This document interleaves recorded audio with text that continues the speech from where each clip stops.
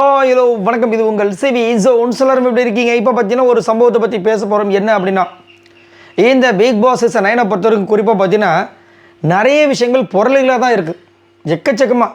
அதுவும் வந்துட்டு எல்லா சீசன்லையும் நம்ம பார்த்துருப்போம் இந்த மாதிரி பொருள்கள் வரும். ஆனால் வாரம் வர்றது பார்த்தீங்கன்னா இந்த சீசன் 9 தான். அதுவும் குறிப்பாக கமருதீன் விஜய் பார்வதிக்கு தான் பார்த்தீங்கன்னா இன்று இவர்கள் வெளியேற்றப்பட்டார்கள்.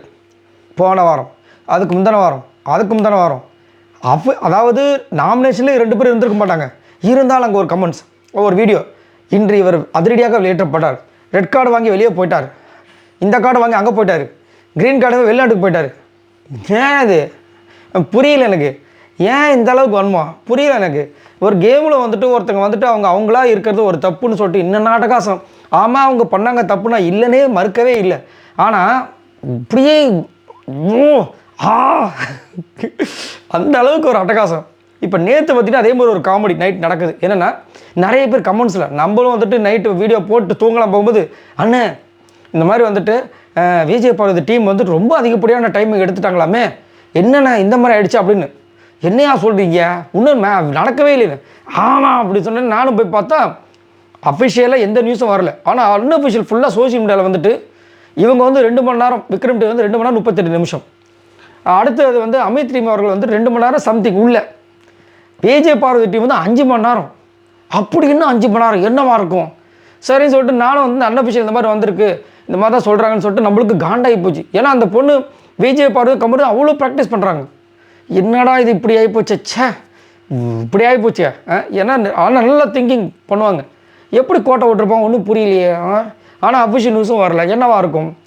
இதுவும் ஒரு வேளை வந்து அந்த பொருள் லிஸ்ட்டில் தான் இருக்குமோ அப்படின்னு நினச்சா கடைசியில் பார்த்தா இப்போ லைவில் எனக்கு தெரிஞ்சு 15 நிமிஷம் இல்லை 20 நிமிஷம் மேக்ஸிமம் சட்டுன்னு சொல்லிட்டு அடுத்தடுத்து எல்லாமே கஷ்டமான சாங் தான்.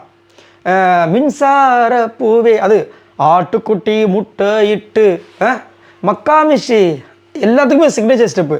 ஆக்சுவலாக விக்ரம் இதுக்கெல்லாம் முக்கிய காரணம் ஏன் தெரியுங்களா, விக்ரம் அவங்கள தான் நம்ம பாராட்டணும். ஏன்னா ஃபஸ்ட்டு போகிறவங்களுக்கு எப்பயுமே கஷ்டம்தான். அதனால் அவ்வளோ பெரிய சண்டை நடந்திருக்கும். Suppose Vijay Parvathi team first போயிருந்தால் கூட பிரச்சனை வந்திருக்கும். இப்போ அவங்க போனதுனால அந்த எல்லாருக்குமே அடுத்து வர டீம்ஸ் எல்லாத்துக்குமே இவங்க வந்துட்டு ப்ளஸ் மைனஸ் எல்லாத்தையும் கற்றுக் கொடுத்துட்டாங்க. சரிங்களா. அதுவும் இல்லாமல் அவங்களே சொன்னாங்க இப்போ கொஞ்ச நேரத்துக்கு முன்னாடி, என்னென்னா ஃபஸ்ட்டு பாட்டை மட்டும்தான் போட்டுகிட்டே இருப்பாங்க, அதை நம்ம அதை நம்ம செஞ்சிட்டே இருக்கணும், அவங்க கண்டுபிடிக்கிற வரைக்கும் நினச்சிட்டோம், அப்புறமா தான் நினச்சோம் அடுத்தடுத்து பாட்டு போடுவாங்கன்ற விஷயங்களேன்ற மாதிரி சொல்லிட்டு இருந்தாங்க. ஸோ இதெல்லாமே வந்து நம்மளுக்கு ஒரு லேரிங் தானே, பார்க்குறவங்களுக்கு இது அப்போ பண்ணக்கூடாது நம்ம அப்படின்னு. ஸோ அதனால் வந்துட்டு இந்த மாதிரி போச்சு. ஆனால் இவங்க 2 பேரும் விஜய் பார்வதி கமருதீன் செம்மையாக மாதம் வந்துட்டு ஒரு பாட்டுக்கும் அதேமாதிரி கனியும் அதிரையும் செம்ம கனி அதுக்கு மேலே இப்படி துடிப்பாக பண்ணி வேறு லெவலில் வெறித்தனமாக கண்டுபிடிச்சி கடைசியில் யாரெல்லாம் பொருளே கிளப்புனாங்க அவங்க மூஞ்சியில் வந்துட்டு அப்படின்னு கரிய பூசி நம்பர் ஆகிப்போச்சு இஷ்டத்துக்கு. இது வந்து சின்ன ஒரு எக்ஸாம்பிள் தான். நிறைய விஷயங்கள் அந்த மாதிரி தான் நடக்காத விஷயங்களை வந்துட்டு ஃபுல்லாக ஸ்ப்ரெட் பண்ணுறாங்க. ஏன் அதை பண்ணுறாங்கன்னே தெரியல. ஆமாம் அவங்க செஞ்ச தவறுகளை ஸ்ப்ரெட் பண்ணுறது தப்பே கிடையாது. தவறுகள் யார் செஞ்சாலும் வந்துட்டு கண்டிப்பாக வந்துட்டு அதை வந்து ஸ்ப்ரெட் பண்ணணும், இல்லைன்னு சொல்லலை. ஆனால் செய்யாமே வந்து ஒரு ஜோடிக்கிறாங்க பார்த்தீங்களா.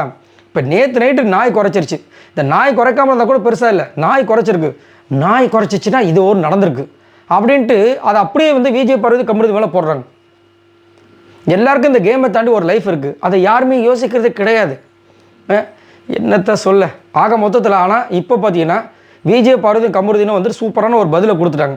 நீங்களாம் சொன்னீங்களே பிம்பிளிக்கா பில்லாப்பி, நாங்கள் வந்துட்டு சீக்கிரமாக முடிச்சிட்டோம் அப்படின்னு. செம்ம ஸ்மார்ட்டான திங்கிங்கு, செம்ம சூப்பராக வந்து பர்ஃபார்மன்ஸ் பண்ணி செம்மையாக வந்துட்டு வின் பண்ணியிருப்பாங்க கண்டிப்பாக. ஏன்னா வந்துட்டு இப்போ 3வது இதுலேயும் வந்துடுச்சு. அதில் வந்துட்டு பார்த்திங்கன்னா அவங்களும் வந்துட்டு ரொம்ப டஃப்பான ஒரு சுச்சுவேஷன் தான். 2 சாங் தான் கண்டுபிடிச்சிருக்காங்க பொழுது. 3வது சாங் பண்ணும்போது இவங்க எல்லோரும் சேர்ந்து வந்துட்டு அட்டகாசம் பண்ணுறாங்க, ஒரே டென்ஷனாக இருக்காங்க, புரியுதுங்களா. ஸோ அப்படின்னு இருக்கும்போது கண்டிப்பாக வந்துட்டு இவங்கள மாதிரி டக்குன்னுலாம் நடக்க வாய்ப்பே இல்லை. கண்டிப்பாக மேக்ஸிமம் இவங்க தான், இல்லைனா செகண்ட் பிளேஸ் மேக்ஸிமம் இவங்க தான்ன்ற மாதிரி தகவல் தான் அஃபிஷியலாக எதுவுமே வரல. இதையும் சொல்லிடுறேன் நான்.